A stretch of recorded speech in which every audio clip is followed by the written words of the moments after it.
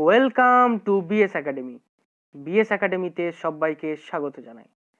আজকে যে টপিকটা নিয়ে আমরা আলোচনা করতে চলেছি সেটি হলো how to prepare yourself for government job interview. সরকারি চাকরির ইন্টারভিউ প্রস্তুতিতে আগের ভিডিওতে আমরা আলোচনা করেছি হবি নিয়ে, অর্থাৎ ইন্টারভিউয়ে হবি কতটা গুরুত্ব রাখে। সেই ভিডিওটা অবশ্যই তোমরা ডেসক্রিপশন বক্সের লিঙ্ক আছে, দেখে নাও।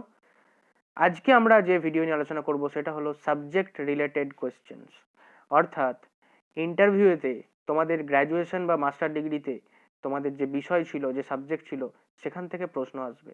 তাই নিজের পড়ার বিষয় থেকে কি কি প্রশ্ন আসবে সেটা দেখে নাও। প্রথম বিষয় বাংলা। বাংলার ক্ষেত্রে রবীন্দ্রনাথ ঠাকুরের যেগুলো গুরুত্বপূর্ণ গদ্য পদ্য আছে বা অন্যান্য সাহিত্যিকের বা লেখকের যে সাহিত্য আছে যেগুলো তোমাদের সিলেবাসে ছিল সেগুলো অবশ্যই দেখবে। ছদ্মনাম তোমরা দেখে থাকবে, সেগুলো তোমরা মুখস্থ করবে। এবছর লিটারেচারে কে নোবেল পেয়েছে সেটাও তোমরা জেনে যাবে। কোনো বিশিষ্ট লেখকের যেটা তোমার পছন্দের তাদের জীবনী পড়ে যাবে, সেখান থেকে কিন্তু প্রশ্ন আসতে পারে। এবং পারলে একটা পছন্দের কবিতাও মুখস্থ করে নেবে, যেটা তোমাদেরকে বলতে হতে পারে। এবং বাংলা ব্যাকরণ তোমরা কিন্তু ভালোভাবে প্র্যাকটিস করে যাবে। পরবর্তী বিষয় হলো ইংরেজি। ইংলিশের ক্ষেত্রে তোমরা ইংলিশ গ্রামার খুব ভালোভাবে দেখবে। আর্টিকেল প্রিপোজিশন, তারপর voice change, narration change, fill in the blanks, অনেক কিছু দেখে যাবে। নিয়ারেস্ট মিনিং অর্থাৎ সিনোনিম, অ্যান্টোনিম, বিপরীত শব্দ। ইংলিশ পোয়েম, প্রোজ, কোনো তোমার ফেভারিট পোয়েম থাকলে সেটা মুখস্থ করে যেতে পারো। ইনস্ট্যান্ট সেন্টেন্স মেকিং তোমাদেরকে দিতে পারে, তার জন্য ট্রান্সলেশন খুব ভালোভাবে প্র্যাকটিস করো। তোমার কোনো ফেভারিট অথার থাকলে তার সম্বন্ধে জেনে যাও, তার অন্যান্য লেখাগুলি সম্বন্ধে জেনে যাও। ইংলিশ লিটারেচারের যে বিভিন্ন প্রাইজ, অর্থাৎ man Booker prize, Nobel prize, Pulitzer prize, এগুলো সম্বন্ধে তোমরা জেনে যাও। এখান থেকে কিন্তু প্রশ্ন আসতে পারে। নেক্সট যে টপিকটা নিয়ে আলোচনা হবে সেটা হচ্ছে হিস্ট্রি। এটা একটা ব্রড টপিক। এই টপিকে মেনলি তোমাদের যে পার্টটা দেখতে হবে সেটা হচ্ছে প্রাচীন যুগের ইতিহাস, মধ্যযুগের ইতিহাস এবং আধুনিক যুগের ইতিহাস। অর্থাৎ প্রথমেই যে আলোচনাটা করব সেটা হচ্ছে প্রাচীন যুগের ইতিহাস। অর্থাৎ তোমরা ইন্টারভিউ দিতে যাওয়ার আগে প্রাচীন যুগের ইতিহাস থেকে কোন কোন পোর্শনগুলো বেশি করে ফোকাস করবে। তোমাদের যেমন প্রথমেই পড়তে হবে সিন্ধু সভ্যতা, অর্থাৎ ইন্দাস ভ্যালি সিভিলাইজেশন, বৈদিক সভ্যতা, এগুলো সম্বন্ধে তোমরা ডিটেলস জানো এবং গৌতম বুদ্ধ, মহাবীর সম্বন্ধে জেনাও। তাছাড়াও বিভিন্ন যে সমস্ত বংশগুলো আছে, অর্থাৎ মৌর্য বংশ থেকে শুরু করে একবারে আপ টু মধ্যযুগের ইতিহাস শুরু ঠিক আগে পর্যন্ত, অর্থাৎ সুলতানের ডাইনেস্টি পর্যন্ত তোমরা কিন্তু থ্রোলি দেখে যাও। আর তোমরা যেটা মেনলি ফোকাস করবে বিভিন্ন সালগুলো, অর্থাৎ সালগুলো দেখবে, ঠিক আছে। এছাড়াও মধ্যযুগের ইতিহাস যখন তোমরা স্টার্ট করবে, মধ্যযুগের ইতিহাস থেকে তোমরা কিভাবে পড়বে, যে প্রত্যেকটা বংশ ধরে ধরে পড়ার চেষ্টা করবে, অর্থাৎ দাস বংশ থেকে শুরু করে আপ টু লোধি বংশ পর্যন্ত, অর্থাৎ সুলতানেট পিরিয়ড। নেক্সট যেটা পড়বে সেটা হচ্ছে মুঘল যুগ সম্বন্ধে পড়বে, অর্থাৎ মুঘল যুগে প্রত্যেকটা রাজাদের যে স্থাপত্য, ভাস্কর্য, তাদের সময়কাল সম্বন্ধে জেনে যাও। তাদের জীবনের যে সমস্ত ঘটনা, যদি কোনো কিছু ঘটে থাকে যেগুলো ইম্পর্টেন্ট ঘটনা, যেমন আকবরের জীবনের ঘটনা তোমাদেরকে জানতে হবে, বাবরের কাহিনী তোমাদেরকে জানতে হবে। অর্থাৎ ইন্টারভিউতে কিন্তু এই জায়গাগুলো প্রচুরভাবে ফোকাস করে, কারণ এগুলো থেকে প্রশ্ন তোমাকে কিন্তু করবেই 100% যদি তোমার সাবজেক্ট হিস্ট্রি হয়ে থাকে। এছাড়াও নেক্সট যে টপিকটা তোমরা দেখবে সেটা হচ্ছে ইন্ডিয়ান ন্যাশনাল মুভমেন্ট, অর্থাৎ আধুনিক যুগের ইতিহাস। আধুনিক যুগের ইতিহাস বলতে তোমরা ওই যে স্বাধীনতা সংগ্রামের যে সময়কালটা আছে ওইটা সম্বন্ধে দেখে যাবে, ওই জায়গাটা মেনলি ফোকাস করবে। আর গান্ধিয়ান পিরিয়ড এবং সুভাষের সময়কাল তোমরা দেখবে, অর্থাৎ গান্ধিয়ান পিরিয়ডে যে সমস্ত আন্দোলন সেগুলো দেখে যাবে। আইন অমান্য আন্দোলন, চম্পারণ সম্বন্ধে জানতে হবে তোমাদের। এছাড়াও তোমাদেরকে জানতে হবে ভারত ছাড়ো আন্দোলন সম্বন্ধে, বিভিন্ন গভর্নরের পিরিয়ডকাল সম্বন্ধে জানতে হবে। মেনলি ফোকাস করবে কি বললাম, ইয়ারগুলোকে। অর্থাৎ এই বেসিক জায়গা থেকেই তোমাদের কিন্তু প্রশ্ন উঠে আসে। তাছাড়াও প্রত্যেকটা যে সমস্ত ঐতিহাসিক আছেন তাদের যদি কোনো ঘটনা থেকে থাকে, ইম্পর্টেন্ট ঘটনা, সেগুলো তোমাদের জানতে হবে। এবং ইন্ডিয়ান ন্যাশনাল মুভমেন্টে, অর্থাৎ ভারতীয় স্বাধীনতা সংগ্রামে অংশগ্রহণ করেছেন এরকম বীর নেতাদের কাহিনী তোমাদেরকে অবশ্যই কিন্তু দেখে যেতে হবে। নেক্সট টপিক জিওগ্রাফি, ইম্পর্টেন্ট একটা জায়গা। জিওগ্রাফি যাদের সাবজেক্ট তাদের প্রধানত দু ধরনের পোর্শনটাকে কভার করতে হবে, একটা হচ্ছে ইন্ডিয়ান জিওগ্রাফি, একটা ওয়েস্ট বেঙ্গল জিওগ্রাফি, অর্থাৎ ভারতের ভূগোল এবং পশ্চিমবঙ্গের ভূগোল। অর্থাৎ প্রথম যেটা আলোচনা করব সেটা হচ্ছে ইন্ডিয়ান জিওগ্রাফি অর্থাৎ ভারতের ভূগোল। তোমাদের ইন্ডিয়ান জিওগ্রাফি থেকে ফার্স্ট যেটাই পড়তে হবে সেটা হচ্ছে প্রথমে ভারতবর্ষটা সম্বন্ধে জানতে হবে, অর্থাৎ নিজের দেশকে সম্বন্ধে জানতে হবে। কীরকম জানতে হবে? অর্থাৎ তার সীমানা, boundary, Latitude, longitude, population density, literacy ratio, sex ratio, অর্থাৎ সেন্সাস পোর্শনটা কিন্তু চোখ বুলিয়ে যেতে হবে তোমাদের। এটাও ফিজিওগ্রাফিক ডিভিশনটা অবশ্যই জ্ঞান রাখতে হবে। নেক্সট ক্লাইমেট, অর্থাৎ ভারতবর্ষের আবহাওয়া কেমন সেগুলো জানতে হবে।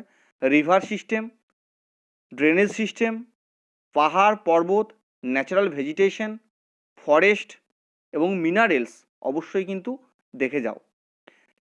মেনলি যেটা ফোকাস করবে অর্থাৎ ফিজিওগ্রাফিক ডিভিশন এবং রিভার, এগুলো থেকে কিন্তু প্রশ্ন উঠে আসে। অর্থাৎ প্রত্যেকটা রিভার ধরে অর্থাৎ তাদের সোর্স, তার লেন্থ এবং যদি উপনদী শাখা নদী থেকে থাকে সেগুলো সম্বন্ধে কিন্তু দেখে যাও। বিভিন্ন বাঁধ কোথায় কোন স্টেটে আছে সেগুলো তোমাদের জানতে হবে।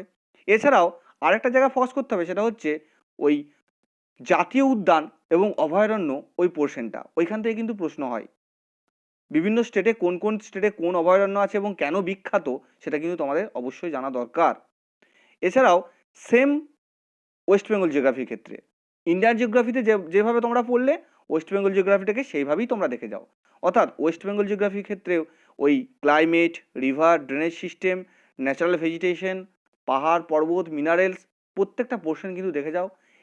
এছাড়া ইন্ডিয়ান জিওগ্রাফির ক্ষেত্রে যেমন আমরা ইন্ডিয়ার সেন্সাসটা দেখে যাচ্ছি, ওয়েস্ট বেঙ্গল জিওগ্রাফির ক্ষেত্রে কী দেখতে হবে? ওয়েস্ট বেঙ্গলের ক্ষেত্রে যে সমস্ত সেন্সাসের যেগুলো গুরুত্বপূর্ণ পোর্শন আছে সেগুলো কিন্তু অবশ্যই তোমাদের দেখতে হবে। তাছাড়াও সীমানা, বাউন্ডারি, কোন স্টেটকে কাভার করে আছে এবং কোন কান্ট্রিকে কাভার করে আছে সেগুলো কিন্তু অবশ্যই জানা দরকার ওয়েস্ট বেঙ্গল জিওগ্রাফির ক্ষেত্রে।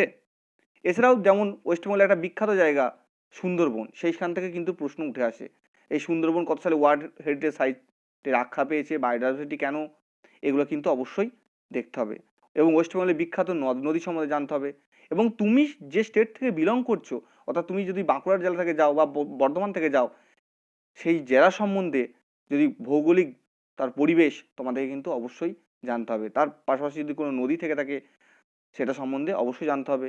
এবং কৃষি অর্থাৎ ফসল সে সম্বন্ধেও কিন্তু তোমাদের জেনে যেতে হবে জিওগ্রাফির ক্ষেত্রে। জিওগ্রাফি সাবজেক্টটার ক্ষেত্রে ইন্ডিয়ান জিওগ্রাফি এবং ওয়েস্ট বেঙ্গল জিওগ্রাফি দুটো পোর্শনকে কিন্তু ফোকাস করে যাও। বেসিক এই পোর্শন থেকেই কিন্তু প্রশ্ন উঠে আসবে ইন্টারভিউ বোর্ডে।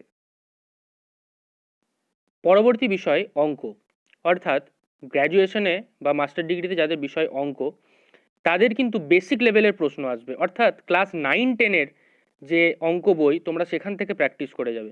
পাটিগণিত, বীজগণিত, জ্যামিতি, ত্রিকোণমিতির যত ফর্মুলা আছে সেগুলো কিন্তু তোমরা মুখস্থ রাখবে, কারণ ওইগুলোকে কাজে লাগিয়ে কোনো ছোট্টখাট্ট অঙ্ক তোমাদেরকে করতে হতে পারে, হয়তো কোনো লসাগু করতে হতে পারে কিংবা কোনো পৌনঃপুনিক জিজ্ঞেস করতে পারে।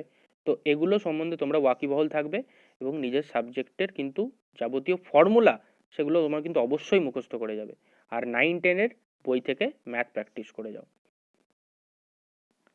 নেক্সট টপিক পদার্থবিদ্যা, অর্থাৎ কারো সাবজেক্ট যদি ফিজিক্স হয় সে কোন পোর্শনগুলো দেখে যাবে। অর্থাৎ দেখো গ্র্যাজুয়েশনে তোমাদের বা মাস্টার ডিগ্রিতে তোমাদের ফিজিক্স সাবজেক্ট ছিল, কিন্তু ফিজিক্স একটা ব্রড এরিয়া, সমস্ত জায়গা ফোকাস করা হয়তো সম্ভব হবে না ইন্টারভিউ দিতে যাওয়ার আগে। বেসিক কিছু পোর্শন আছে সেগুলো তোমরা অবশ্যই দেখো, অর্থাৎ ক্লাস 10, 11 এবং 12 এর বইয়ের যে সমস্ত বেসিক জায়গাগুলো আছে সেগুলো দেখে যাও। যেমন লাইট পোর্শনটা তোমরা দেখো ভালো করে, ইলেকট্রিসিটি, ম্যাগনেটিজম, এই পোর্শনগুলো সম্বন্ধে কিন্তু অবশ্যই ভালো করে জ্ঞান তোমাদের রাখতে হবে ইন্টারভিউ দিতে যাওয়ার আগে। এছাড়াও অ্যাপ্লিকেশন বেসড ফিজিক্স, অর্থাৎ যেগুলো যেমন বাস্তবিক প্রয়োগ রয়েছে সে সমস্ত অ্যাপ্লিকেশনগুলো কিন্তু তোমাদের ধরবে এবং তার বিশেষ করে থিওরিটা তোমাদেরকে বলতে হবে ওখানে। যেমন লিফটের কার্যনীতি কী, তাছাড়াও গ্র্যাভিটেশন থেকে প্রশ্ন আসতে পারে। এছাড়াও মেটারের যে সমস্ত স্টেটগুলো আছে সেগুলো তোমাদের থেকে তোমাদের প্রশ্ন আসতে পারে। বেসিক পোর্শনটা কিন্তু অবশ্যই কাভার করতে হবে। এছাড়াও যে সমস্ত ফর্মুলা আছে কিছু সেগুলো তোমরা কিন্তু অবশ্যই দেখবে।